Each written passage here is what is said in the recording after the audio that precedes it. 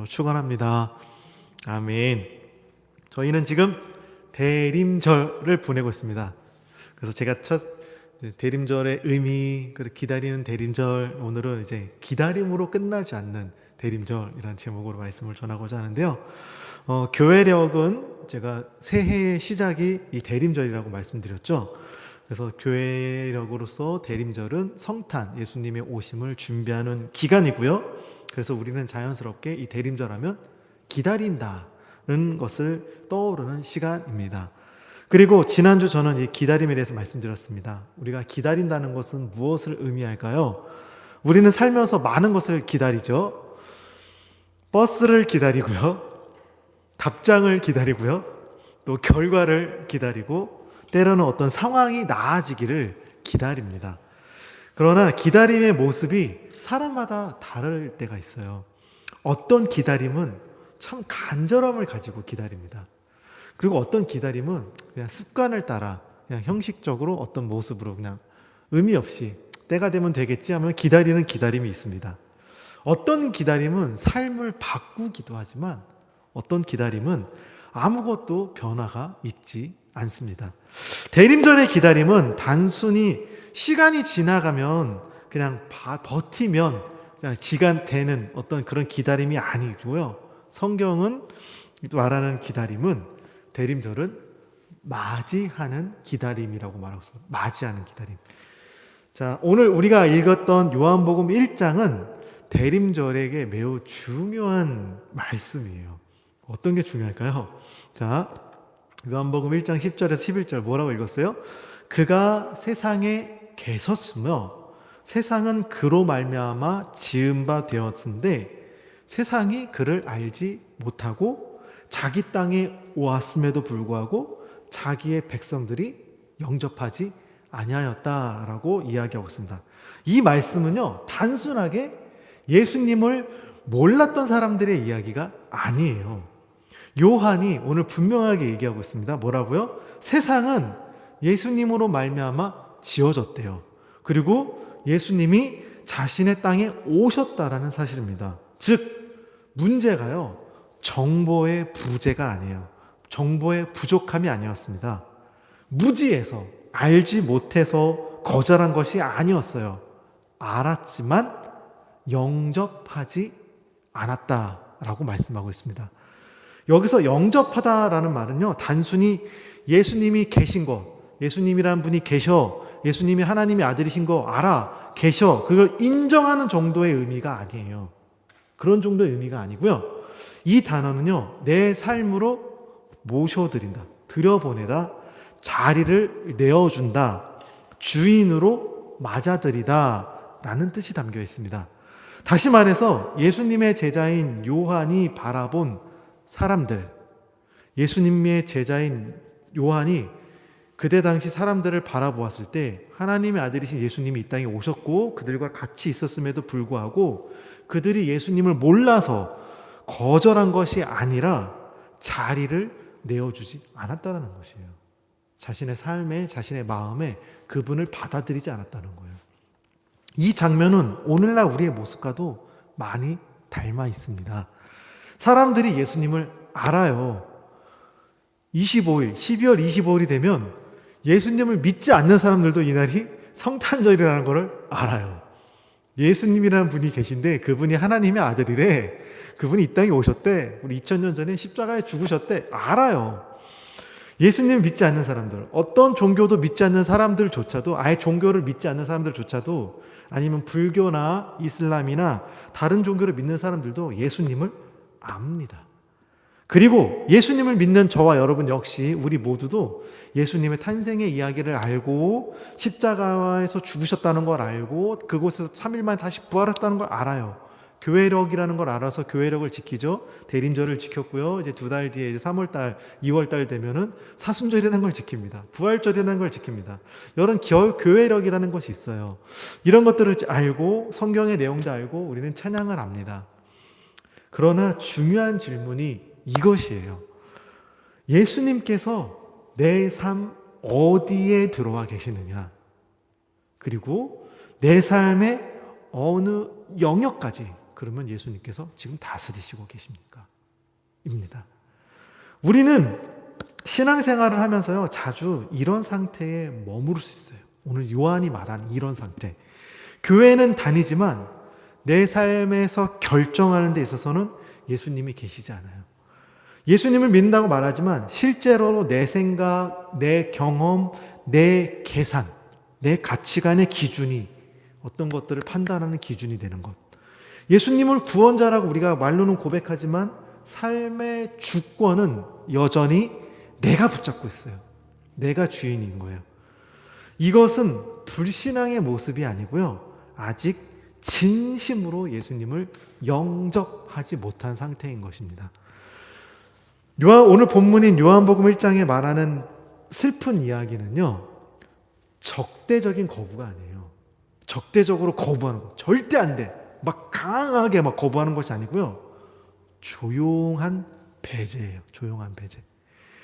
문을 걸어 잠그고 강하게 소리치면서 오지 마, 싫어, 하지 마, 안 할 거야, 이렇게 가져오라는 것이 아니라 조용해요. 하지만 문을 열지 않은 채 예수님을 생각하지 않고 살아가는 거예요. 예수님이 찾아오셨습니다. 예수님께서 방문하셨습니다. 그러나 내 삶은 예전이나 지금이나 그대로예요. 예수님이 계시는 상황이나 예수님 안 계신 상황이나 상관없이 그대로인 거예요. 환경도 관계도 방향도 예수님이 오시기 전과 예수님 오후나 크게 달라진 것이 없어요. 내가 이런 모습이라면 예수님께서 보시기에 얼마나 안타까우실까요? 여러분, 신앙이 가장 위험한 순간이 언제인 줄 아세요? 예수님을 모른 채 사는 삶이 아니라요, 우리가 신앙생활의 가장 위험한 순간은요, 안다고 생각하면서도 실제로는 내 마음과 내 삶에 예수님이 모셔지지 않는 거예요. 영향이 없는 거예요. 그래서 대림절은 단지 예수님께서 오셨습니다 라는 사실을 기억하고 예수님 오시는 걸 기다립니다 라고 끝나는 절기가 아닙니다.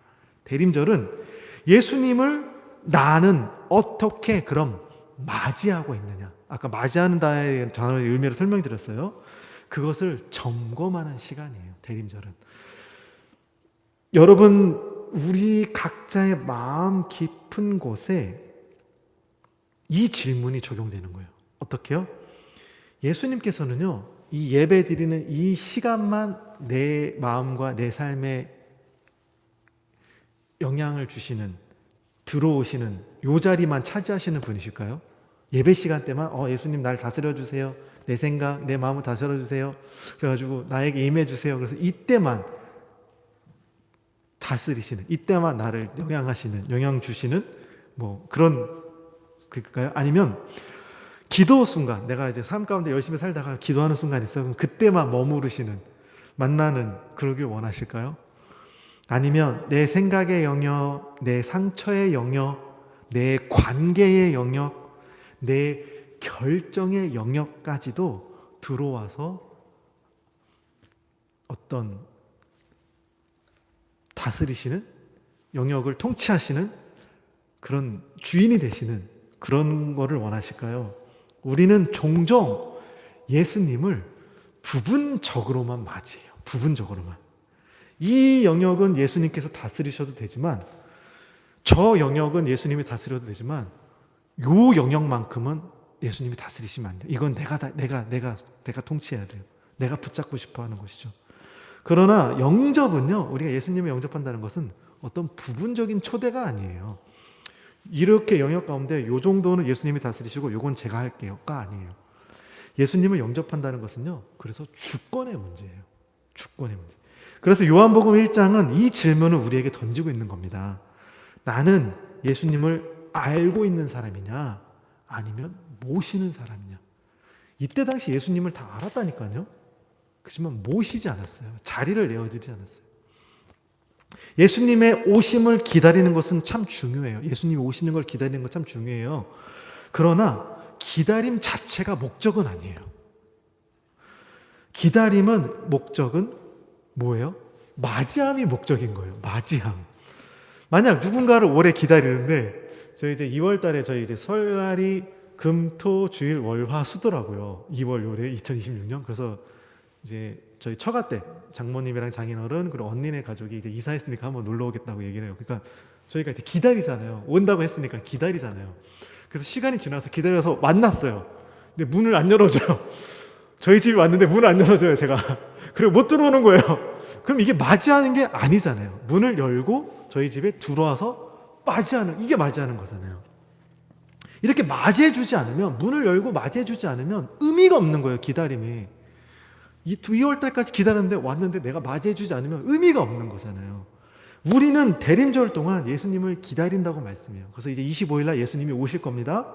오셨어요? 그럼 다만 정작 중요한 질문은 그러면 이것이에요, 여러분. 예수님께서 나에게 찾아오셨을 때 나는 문을 열고 맞아들이느냐, 예수님을 맞아들이느냐입니다. 사랑하는 여러분, 오늘 이 말씀 앞에 정답을 급히 내릴 필요는 없어요. 그러나 이 질문 앞에서 우리가 솔직함은 있어야 돼요. 나는 예수님을 기다리고 있는가? 아니면 이미 알고 있다고 생각하면서 문을 닫은 채 살아가고 있지 않을까? 대림절 넷째 주일 성탄절을 가장 가까이 앞둔 오늘 이 시점에서 하나님께서는 우리의 어떤 화려한 결단보다 정직한 질문 하나를 원하세요. 나는 지금 예수님을 맞이하고 있느냐? 이 질문을 마음에 품은 채 오늘 말씀을 이제 계속 이어가고자 합니다. 우리는 이 한 가지 사실을 확인했어요. 예수님이 오셨어요. 모든 사람이 그러나 예수님을 맞이하지 않았다는 사실. 알지만 맞이하지 않았다는 사실. 그럼 이제 말씀에 한 걸음 더 우리 마음 쪽 안쪽으로 한번 들어가 보겠습니다. 요한계시록 3장 20절 말씀입니다. 한번 보이면 다 같이 한번 읽어볼까요? 시작. 볼지어다 내가 문 앞에 서서 두드리노니 누구든지 내 음성을 듣고 문을 열면 내가 그에게로 들어가 그와 더불어 먹고 그는 나와 더불어 먹으리라. 이 말씀은 불신자, 예수님을 받아들이지 않고 믿지 않는 사람에게 주신 말씀이 아니에요. 이 말씀의 배경은요, 요한계시록에 쓰여진 이 말씀의 배경을 보면 이 말씀은 교회에게 주신 말씀이에요. 교회에게. 정확히 말하면 이미 예수님의 이름을 부르고 믿고 따르는 사람들에게 주신 말씀이에요. 이 장면은 매우 조용한 것 같은데 동시에 좀 매우 불편한 장면이에요. 왜냐하면 예수님께서 지금 문 밖에 서서 계시기 때문에 그렇습니다. 그리고 이 말씀을 묵상하다 보면 한 가지 자연스럽게 떠오르는 질문이 있어요. 왜 예수님은 문 밖에 계실까요? 교회들에게 말씀하시면서, 오늘날 예수님을 믿는 우리에게 말씀하시면서 왜 문 밖에 계실까요? 예수님이 문을 부술 힘이 없으신 분이 아니세요. 예수님이 문을 열 권한이 없으신 분도 아니에요. 그런데 예수님께서는 억지로 열지 않으셨어요. 억지로 들어오지 않으셨어요. 그저 문이 열리기만을 기다리시면서 두드리실 뿐이세요. 여기서는 예수님의 성품을 우리가 발견할 수 있어요. 예수님은 강요하는 분이 아니세요. 관계 가운데서 어떤 폭력적이거나 강제적이거나 억압적으로 시작하는 분이 아니세요. 관계를 시작할 때. 사랑은 상대를 존중하고 초대하는 형식으로 다가옵니다. 억압하지 않아요. 그래서 예수님께서 문을 여시는 결정을 우리에게 남겨두십니다. 그렇다면 문이 닫혀 있다는 것은 무슨 의미일까요? 문이 닫혀 있다는 것은 반드시 적대적인 거절을 의미하는 것이 아니고요. 문이 닫혀 있다는 건 종종 이런 모습일 때가 있어요. 이런 상태일 때가 있어요. 너무 바빠서, 아니면 내 삶의 습관이 이미 너무 딱딱하게 굳어져 있어서, 아니면 예수님이 들어오시면 바꿔야 할 것들이, 지금 내가 만족하고 즐기고 누리고 있는 이 모든 것들이 좀 많이 바뀌어야 될 것 같아서, 그래서 내가 통제하고 싶은 영역들이 있어요. 내가 아직은 이건 붙잡고 내가 내 뜻대로 하고 싶은 영역들이 있어서, 그래서 문이 닫혀 있지만 적어도 겉으로는 문제가 없어요. 이렇게 내 마음의 문은 닫혀 있는데 겉으로는 문제가 없어요. 왜냐하면 예배도 드리고요, 기도도 드리고요, 하나님께 찬양도 하고요, 또 신앙적인 언어, 우리가 교회 안에서 신앙적인 언어들 있잖아요. 세상에서 잘 사람들과 싸우지 쓰지 않는 이런 것들을 우리가 사용하기 때문입니다. 그러나 정작 내 삶의 깊은 자리, 정말 예수님께서 만지고 싶고 다스리고 싶고 통치하고 싶으신 자리는 예수님이 들어오지 못하시는 거죠. 여러분, 언제 문이 닫히는지 아셔요? 문은 내가 주인이 되고 싶을 때 닫혀요. 내가 주인이 되고 싶을 때. 문은 죄의 문제가 아니에요. 죄의 문제 이전에 주권의 문제예요. 우리는 종종 이 말씀을 죄의 문제로 인식해요. 내가 죄가 많아서 문이 닫혀 있습니다. 죄의 담 때문에 막혀 있습니다. 내가 부족해서 예수님을 밀어내고 있습니다. 죄가 자꾸, 죄와 예수님은 같이 있을 수 없으니까 내 속에 죄가 있어서 예수님이 없는 것 같습니다. 물론 죄의 문제도 맞아요. 죄의 문제도 있습니다. 이게 다 틀리다는 것이 아니에요. 그러나 이 말씀의 핵심은 단순히 어떤 도덕적, 윤리적, 우리가 어떤 범죄하는 모습이 아니고 이것은 주권의 문제라는 사실입니다. 누가 삶의 결정권을 가지고 있느냐? 누가 인생의 방향을 정하고 있느냐? 누가 마지막 최후의 기준이냐? 내 자아인가요? 아니면 예수님이신가요? 의 문제라는 것이죠. 그리고 문을 연다라는 것은요, 예수님을 손님으로 초대하는 것이 아니에요. 손님으로 초대하는 것이 아니고 예수님을 주인으로 맞아들인다는 사건이에요. 주인으로 맞아들여요. 그래서 문을 여는 것이 어려운 거예요. 우리가 그래서 이 영역까지는 열어드릴 수 있는데 아직 이것까지는 못 열 것 같아요. 이렇게 생기는 이유가 주인이 되셔야 되기 때문에, 주인으로 맞아들이기 때문에. 손님으로는 아직까지 내 삶의 영역에 맞아들일 수 있어요. 근데 주인의 영역까지 들어왔냐는 또 다른 문제인 것 같아요. 문을 열면 내가 주인 되어졌던 이 자리에서 내려와야 되기 때문이죠. 문을 열면 내가 붙잡고 있었던 것들을 내려놓아야 하기 때문입니다. 그렇다면 예수님께서 문 앞에서 뭐 하고 계시다고요, 지금? 성경이 이렇게 전하고 있어요. 문 밖에 서서 이제 두드리고 계세요. 두드리고 계세요. 예수님의 두드림은 요란하지 않아요. 문 열어! 문 열어! 안 열면 무시! 이렇게 하지 않으세요. 강요하지 않으세요. 때로는 말씀을 통해 두드리세요. 때로는 어떤 상황을 통해 두드리세요. 때로는 어떤 관계의 균열 가운데서 두드리세요. 관계가 잘 돼서 두드리시는 게 아니라 관계가 균열이 생겼어요. 근데 그때 두드리셔요. 때로는 마음의 공허함을 통해서 두드리실 때도 있어요. 우리는 그 두드림들이, 예수님의 이런 여러 가지 두드림들이 불편함으로 느낄 때가 있습니다. 왜 이렇게 마음이 불편하지? 왜 이렇게 갑자기 말씀이 나를 막 쿡쿡 찌르지? 왜 이 상황이 이렇게 내가 흔들리지? 막 이런 것들이 막 생겨요. 그러나 이 두드림은, 예수님의 두드림은 정죄하시기 위해서 두드리시는 것이 아니에요. 초대하시기 위해 두드리시는 거예요. 초대하시기 위해. 예수님께서 문을 두드리시면 이렇게 말씀하십니다. 너의 그 영역에도 내가 들어가도 되겠니? 너가 이렇게 해서 여기까지는 열어줬어. 근데 그 다음 단계로 내가 들어갈 수 있어도 되겠니? 이렇게 들어보시는 거예요. 그럼 이제 문을 열면은 무엇이 달라질까요? 무엇이 달라질까요? 우리가 아까 읽었죠? 예수님께서 이렇게 약속하세요. 내가 그에게로 들어가 그는 그와 더불어 먹고 그는 나와 더불어 먹을 것이다. 이 말씀은 아주 깊은 관계의 언어입니다. 성경에서 함께 먹는다는 것은요, 그냥 단순한 식사가 아니에요. 관계를 나눈다는 뜻이고요, 삶을 공유한다는 뜻이고요, 경계를 허문다라는 의미입니다. 예수님께서는 문을 열고 들어오셔서 우리의 삶을 막 감시하시고 막 지적하시고 그렇게 하러 오신 분이 아니에요. 함께 앉아서 함께 숨을 쉬시고 함께 걸어가길 원하세요.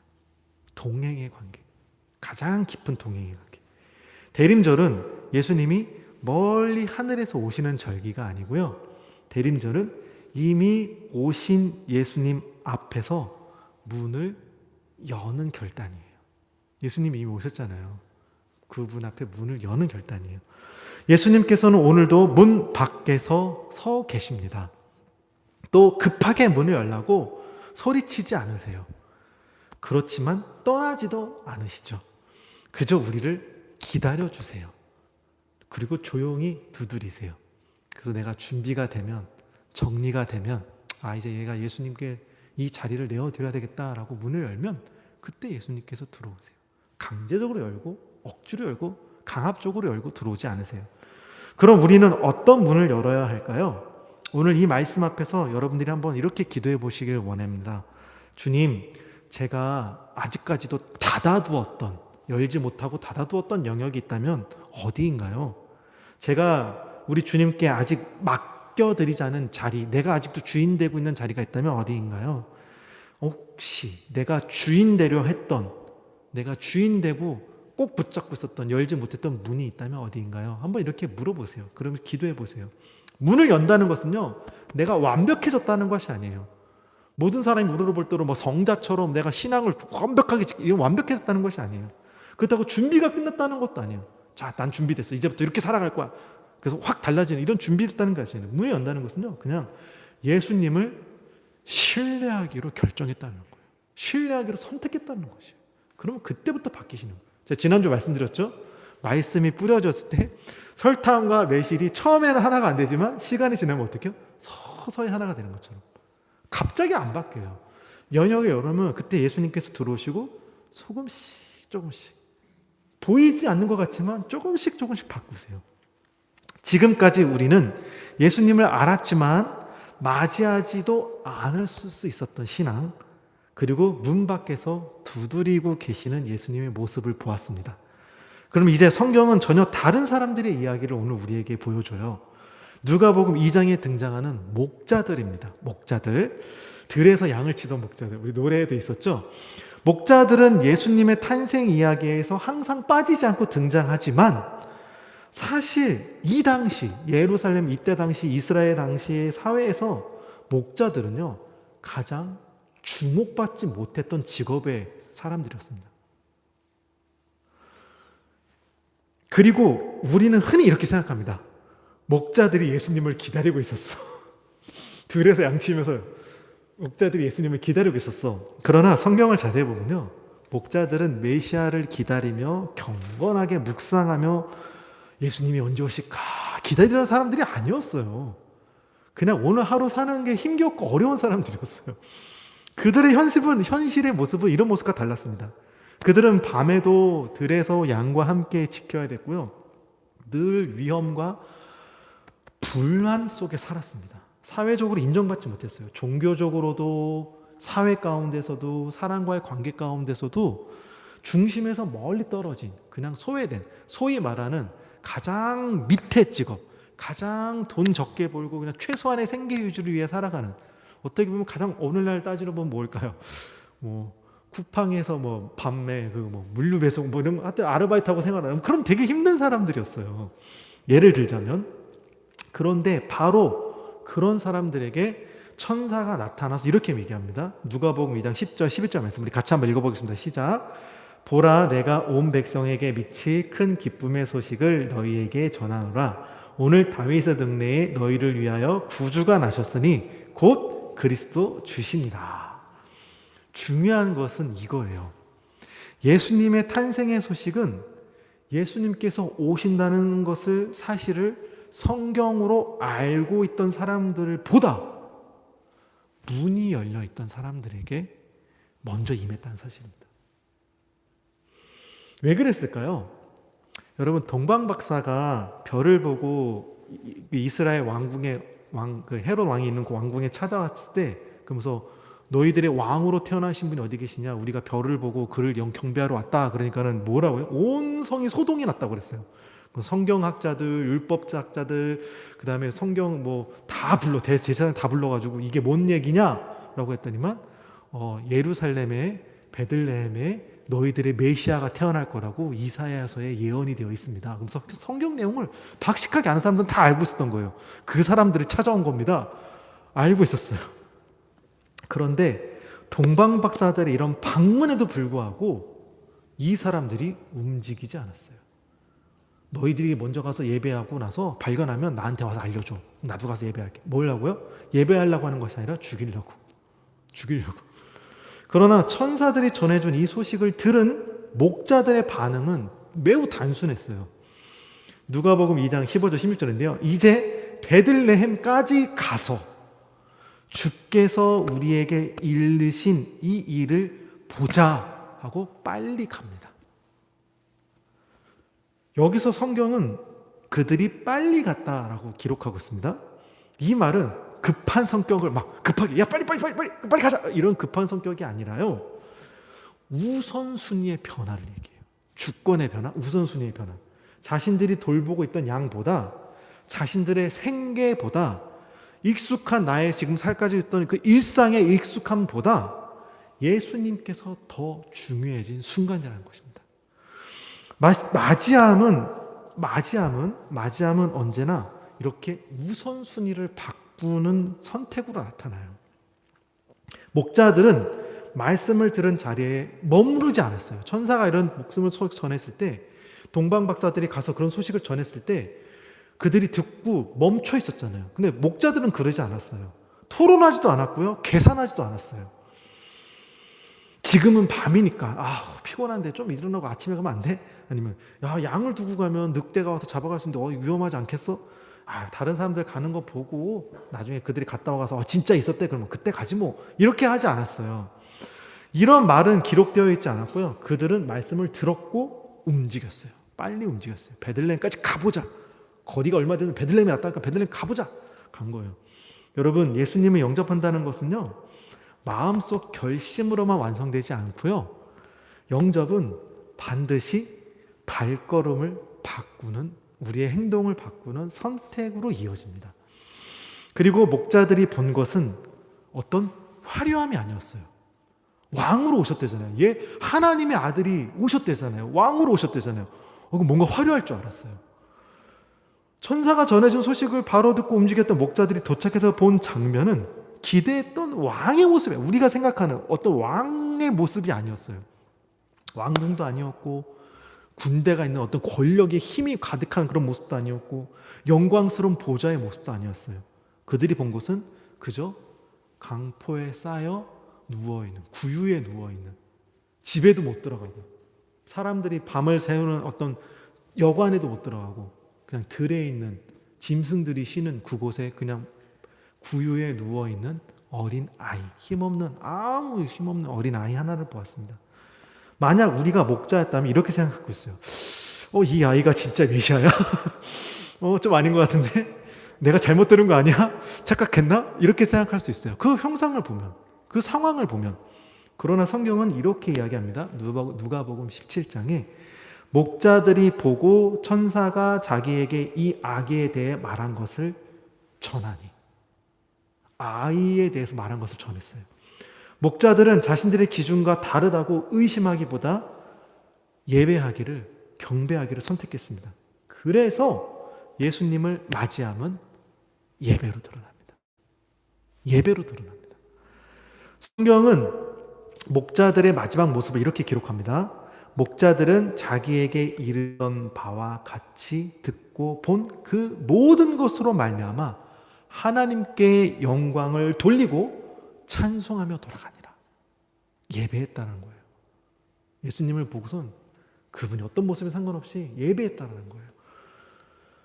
목자들은 아기를 안아주었다는 기록도 없고요, 선물을 드렸다는 기록도 없어요. 그러나 분명한 것은 하나예요. 그들은 예수님을 예배하고 마저 드렸다는 사실이에요. 예배는 어떤 분위기가 아니에요. 나를 막 흥분시키고 막 감동으로 막 이렇게 흔드는 어떤 막 음악과 사운드와 조명과 막 이런 걸로 막 그런 것이 아니에요. 감정의 막 고조, 막 흥분되고 막 뭐가 뜨거워지고 이런 것이 아니고요. 예배는 하나님께서 나의 하나님 되심을 인정하고 높여드리는 태도예요. 높여드리는 태도.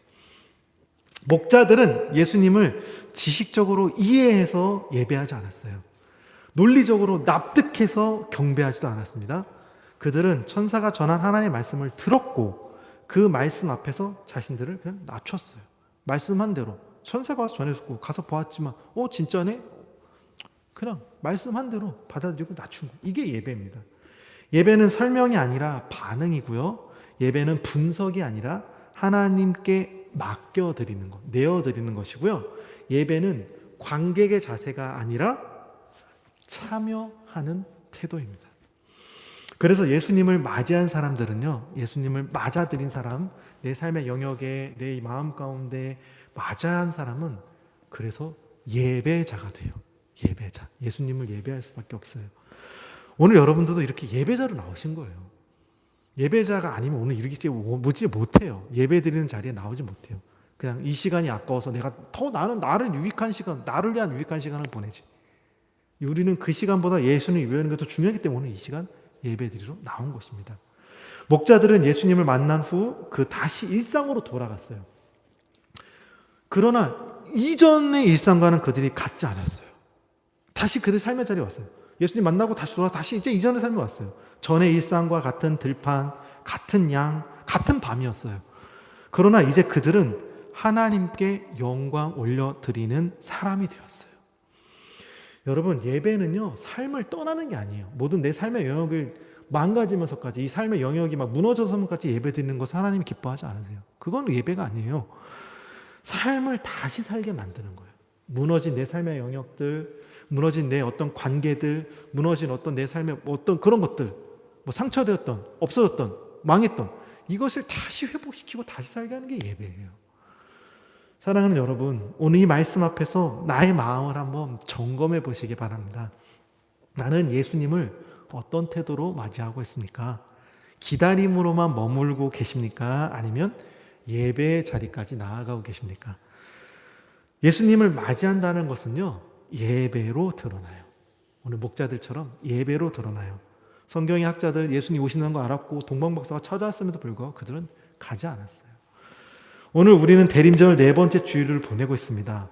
성탄절, 예수님의 오신 그 성탄절을 바로 앞둔 마지막 날입니다. 지금까지 우리는 예수님을 기다리는 절기로 보냈습니다.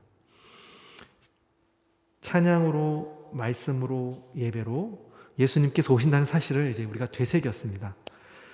대림절은 기다림으로만 머무는 절기가 아닙니다. 우리가 기다리는 이유는 결국 오시는 주님을 맞이하기 위해서입니다. 우리 요한이가 2월 달에 형이 온다고, 우리 사촌 형이 온다고, 이제 어머니, 장모님과 장인어른과 같이 이제 온다고 기다리고 있어요. 근데 문을 꼭 닫고 안 열어줘요. 형이를 만나고. 그냥 맞이하는 게 아니잖아요. 맞이하기. 결국 기다리는 이유가 뭐예요? 맞이하기 위해서예요. 설교를 마치면 이 질문 하나를 마음속에 여러분들에게 남기고 싶습니다. 나는 예수님을 기다리는 사람으로 남을 것인지 아니면 문을 여는 사람으로 될 것인지. 오늘 이 대림절 넷째 주일 우리가 문을 여는 사람이 되시길 바랍니다. 그래서 예수님을 내 삶 안으로 모시는 사람들, 예수님을 높이고 예배하는 사람들이 되실 수 있기를 주님의 이름으로 축원합니다. 아까 말씀드렸죠? 문을 연다는 건요, 완벽하다는 것이 아니에요. 준비됐다는 것이 아니에요. 선택하는 거예요. 그러면 조금씩 바뀔 거예요. 한번 해보세요. 한번 마음을 열어보세요. 저도 이 말씀을 준비하면서 한번 생각해 봤어요. 내가 아직 하나님께 다 열지 못했던 부분들이 분명히 저에게도 있더라고요. 어느 부분인지, 어느 문을 열어야 되는지, 아직도 내가 주인 삼고 있는 것이 무엇인지 한번 돌아봤습니다. 그렇게 예수님을 그곳까지 모셔드리고 영접하고 예배하고 높여드리는 저와 여러분 되실. 그래서 이번 크리스마스 25일 주일이 아니고 25일 우리 성탄 예배 드릴 때 같이 우리 모두 하나님께 높여드려 예배드리는 그런 예배의 시간 되시기를 주님으로 축복합니다.